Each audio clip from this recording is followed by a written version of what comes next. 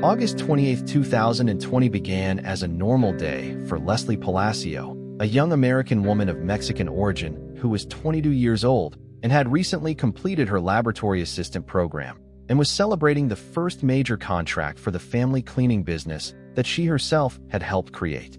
Feeling relieved and wanting to relax, Leslie decided to enjoy a night of dancing and fun, especially welcome as Las Vegas slowly returned to normal after pandemic restrictions. However, when her friends couldn't go out with her that night, Leslie received a message from Eric Rangel Ibarra, a childhood acquaintance. Their families had attended the same church for 14 years, and although Leslie and Eric had grown up practically as cousins, they had never really interacted much.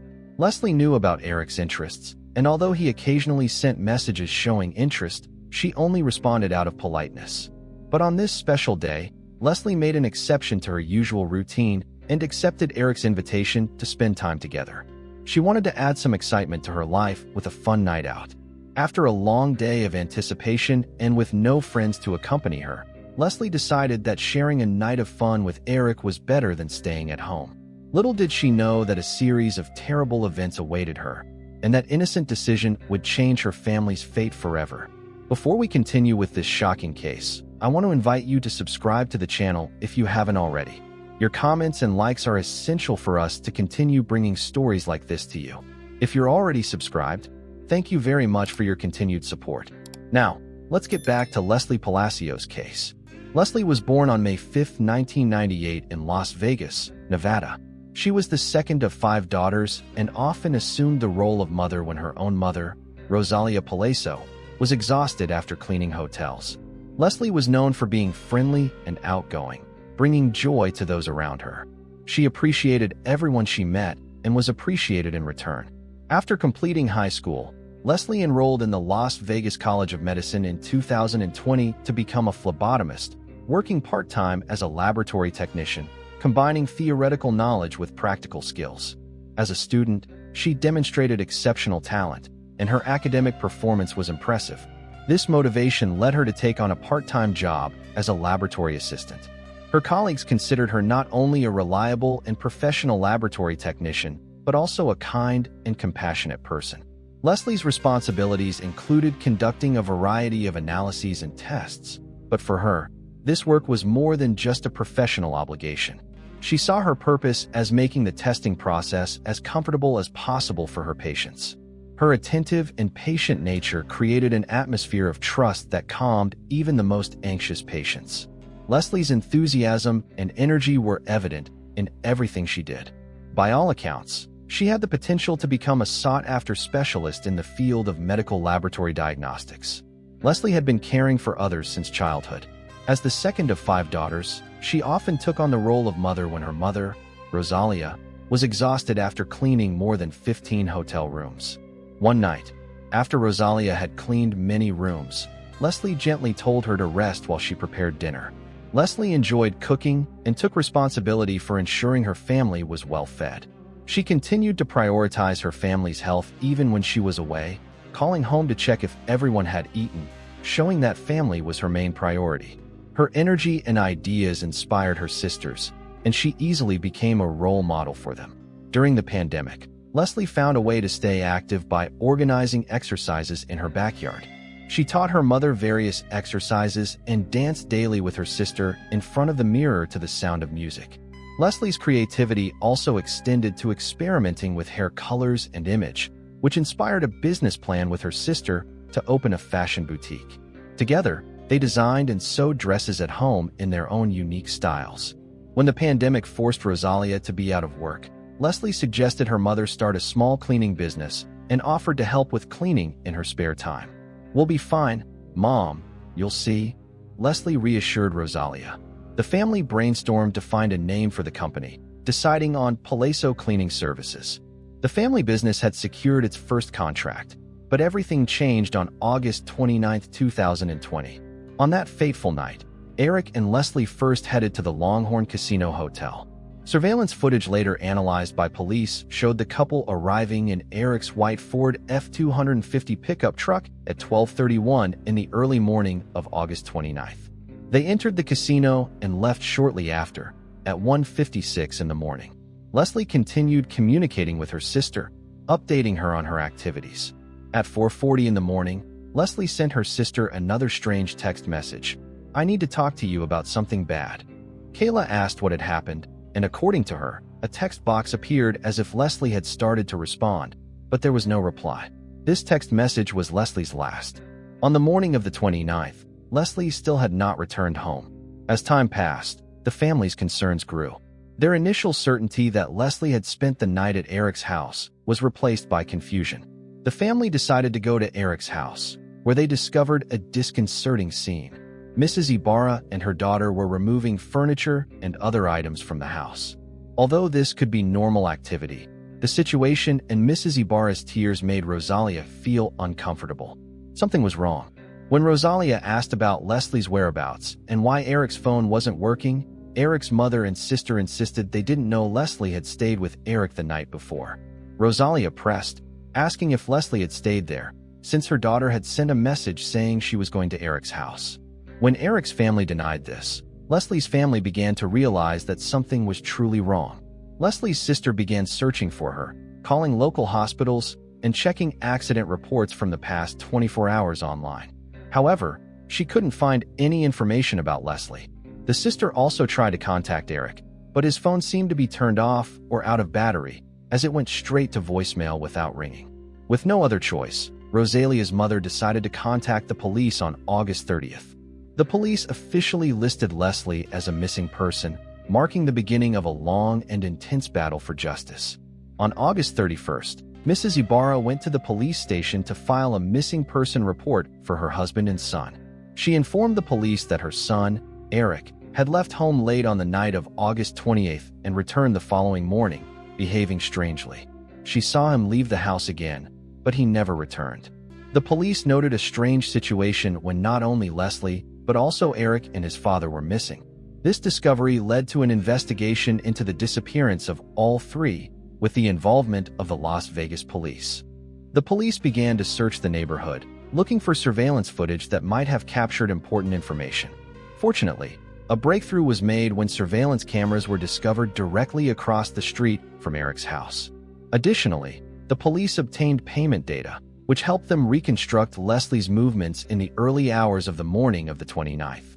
After reviewing this data, the police discovered that the couple had gone to the casino and then to a bar, arriving around 2:15 in the morning. Leslie's cell phone was left at the bar, and records showed she left around 5:50 in the morning. Shortly after, at 6:05 in the morning, Eric's car was seen stopping in front of their house on neighborhood cameras. Eric helped Leslie out of the car and into the house, and it was clear she was intoxicated. Then, at 7:25 in the morning, Eric and his father, Jose, were seen carrying Leslie's body, wrapped in a sheet, out of the house and placing it in the trunk of the car. Eric then drove away, while Jose used a hose to clean the garage entrance. These actions suggested that Eric and Jose were not missing, but rather trying to escape justice. After analyzing the footage, the police obtained a search warrant for Eric's house. During the search, the police found significant additional evidence that Leslie had not left the house voluntarily. Despite efforts to clean the house with cleaning products, evidence remained. Gloves and trash bags were discovered, and a key piece of evidence was found in Eric's room. Blood was found on the floor and on Eric's bed, indicating that an attack had clearly occurred. Even without DNA tests, the police were certain the blood belonged to Leslie. Leslie Palacio was no longer missing, and the police focused their efforts on finding her body. The police were actively looking for suspects Eric and Jose. Leslie's family, despite their grief, still tried to recruit members of the church community to help find their daughter's body. While volunteers searched, flyers and posters with Leslie's photo and images of Eric and Jose appeared on social networks and in newspapers. Leslie's family asked for the public's help in locating the two men involved in Leslie's death. The first major breakthrough in the investigation came when a license plate reader detected Eric's car just 10 kilometers from his home, around 10 in the morning on August 29th. He was returning home just 4 hours after Leslie's murder. This new information led the police to conclude that Eric's possible hideout was a 4-hour distance from his home, possibly near the Nevada-Arizona border or the Charleston Peak area, a vast expanse of land. The police desperately needed more information to point to a specific location. Fortunately, a gas station about 65 kilometers north of Las Vegas captured images of Eric's car exiting the highway toward Valley of Fire National Park. The car returned 20 minutes later with mud on the tires. The discovery focused the search within a 32-kilometer radius of the gas station. The mud on the tires indicated that Eric had driven off-road at some point. The police combed the area with volunteers, sifting through hundreds of acres. On September 9th, during a second search effort, Leslie Palacio's body was discovered hidden near a bush. News of the 22-year-old's body being found near the Valley of Fire, 11 days after her disappearance, quickly spread to the media. A reporter provided additional details about the main suspect, Eric Rangel Ibarra, 25 years old. The extreme temperatures of the Valley of Fire, where Leslie's body was found, caused the rapid decomposition of the body, and forensic experts could not determine an exact cause of death. Residents were horrified and frightened by Leslie's death. Some were afraid to go out because they constantly thought about the criminals involved in the murder. The day after Leslie's body was discovered, on September 10th, a large group of friends, relatives, neighbors, and people from the area gathered to remember Leslie. They placed night vigil candles outside Leslie's house and expressed their desire for the person responsible for her death to be held accountable. However, the search for justice had not ended. A significant breakthrough occurred when Eric's car was discovered in Moreno Valley, California. The police then contacted Eric's cousin, who revealed that he had taken Jose and Eric to San Pedro, where it was believed they planned to cross the border into Mexico. Due to jurisdictional issues, the Las Vegas Police Department requested FBI assistance to further investigate the case. The investigation stalled until January 19, 2021, when Eric's father, Jose, surrendered at the border. This development brought significant relief, as one of the fugitives was finally captured. Jose was quickly extradited to Clark County, where he faced charges of destroying evidence and complicity in homicide. During interrogation, Jose tried to minimize his involvement in the crime, telling a story about his son's trip to Mexico on the morning of August 29th. However, the police, who showed video surveillance footage, rejected his false claims. The footage clearly showed him helping to carry Leslie's body out of the house and washing the garage entrance. Confronted with the evidence, Jose changed his story.